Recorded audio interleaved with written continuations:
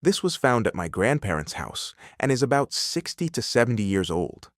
It's very heavy and made of solid cast iron. For years, they used it as a doorstop, but no one actually knows what it is. It measures about 10 inches long and 3 inches wide. Since no one could figure out what animal it resembles, they've been calling it the scorpion. It's a solid piece with no identifying markers or numbers, but there's a hole cut out at the bottom, possibly for hanging. Any idea what this could be? This is a boot jack. It's designed to help you pull off your boots. You place one foot on the shell for stability and hook the heel of your other boot into the antenna. Then, by pulling your foot up, the boot slides off easily, saving you the hassle of bending down or struggling with tight footwear. An old device with switches was bought at a thrift store. It looks somewhat like a radio or communications device, but its exact purpose is unclear. It measures approximately 12 by 8 by 16 inches and is quite heavy. Searching for old transistors didn't provide much information, but one of the lamps inside is labeled Philips Miniwatt E428, which suggests it might be an older electronic device, possibly from the early to mid-20th century. Any idea what this thing is? This is an old variable laboratory DC power supply. Some of the lamps are likely mercury thyristors, which emit a nice blue glow when activated. The spiral-shaped lamps are probably neon bulbs used as voltage references, glowing orange when in operation. If you have a device like this, do not attempt to plug it in or use it. Old electronics can be extremely dangerous, especially if you don't know what you're doing or what you're dealing with. Components may be degraded and high voltages could pose serious risks. This machine was found inside an old house in Spain, in a medieval village. It appears to be hand-operated, using a wheel to control its mechanism. There's an opening at the top where something could be placed inside to be ground or processed. It stands about 5 feet and is made of metal. While it's probably not medieval, it seems to be at least 200 years old. There are no signs of electrical components, confirming that it was operated entirely by hand.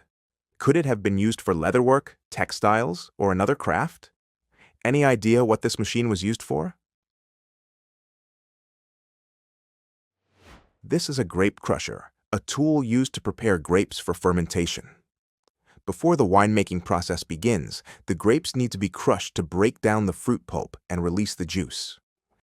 This allows the juice to mix with yeast, kick-starting the fermentation process. The crushed grapes, known as must, are then used to produce wine or other alcoholic beverages. Crushing is a crucial step in winemaking, as it ensures that the flavors, aromas, and natural sugars from the grapes are properly extracted. Traditional methods involved stomping grapes by foot, but modern crushers make the process more efficient and hygienic. Whether for small-scale home winemaking or large vineyard operations, a grape crusher is an essential tool in transforming fresh fruit into fine wine. My friend found this tucked away in the back of his mother-in-law's closet, but at 99 years old, she can't remember where it came from or what it was used for. Based on the kanji markings on the sole, we believe it might be Japanese-made, but despite searching online, we haven't found anything that looks quite like it.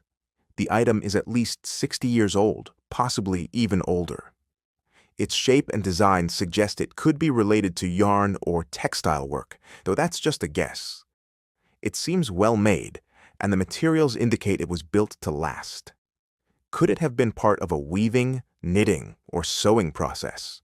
Or perhaps it served an entirely different purpose. Does anyone know what this could be? This is a sumitsubo, a traditional Japanese carpenter's marking line. It functions much like a Western chalk line, but with a key difference. Instead of a coarse thread with powdered chalk, it uses a finer thread drawn through wadding soaked in ink. This allows for a much more precise and delicate line, essential for fine woodworking. Unlike the dry chalk method used in Europe, Japanese carpenters dissolve ink grains in water and soak cotton wool in this solution. The inked thread is then pulled through the damp wadding, stretched tightly across the surface, and snapped to leave a crisp straight line. This level of precision is especially important in traditional Japanese joinery, where accuracy is key. Interestingly, while Japanese carpenters typically preferred simple, unadorned toolboxes, seeing decoration as a form of boastfulness, this rule did not apply to the sumitsubo. It held a special symbolic value and was often left behind in the completed building as a mark of the craftsman's work. Because of this ceremonial role, sumitsubo were frequently hand-carved by the carpenters themselves, sometimes featuring elaborate designs, making them not just functional tools but also works of art. This was found in an old house. It's perfectly shaped, smooth, and made of some kind of metal. Both ends are semi-flat, allowing it to stand upright on either side. It weighs about 4.2 ounces and came with a leather pouch. The homeowner has no idea where it came from, but knows he has had it since at least the 1950s or 1960s. Its purpose remains a mystery. Any idea what this could be? This is a Piet Hein Super Egg, but it's not a cooler. They also made a pocket-sized version, which came with a pouch meant to be used as an anti-stress toy. Designed for fidgeting and play, it offers a satisfying feel in the hand and serves as a small, soothing distraction. A local museum is having trouble identifying certain objects in their collection. Most of the items date from the early settlement of the area to more recent times, specifically Western Canada between 1900 and 1950. This particular item stands about 6 inches tall. It features hooks, chains, and attachments that seem to serve a purpose, though their exact function remains unclear. There's also a strong possibility that it's a handmade, one-of-a-kind design, but it's difficult to say for sure. Any idea what this is? It looks like a varmint deterrent, designed to keep pests away from crops or gardens. The wind will catch the once shiny pieces, causing them to move and reflect light, creating unpredictable motion that could startle and scare off animals. It was likely a simple yet effective way to protect plants without relying on chemicals or traps. Over time, the materials may have lost their shine, but the original purpose remains clear: a creative and practical solution for pest control. Additionally, the chains can produce loud noises when rattled by the wind, further helping to scare away birds and animals. This was found in Germany and appears to be made of brass. It measures about 24 inches in length.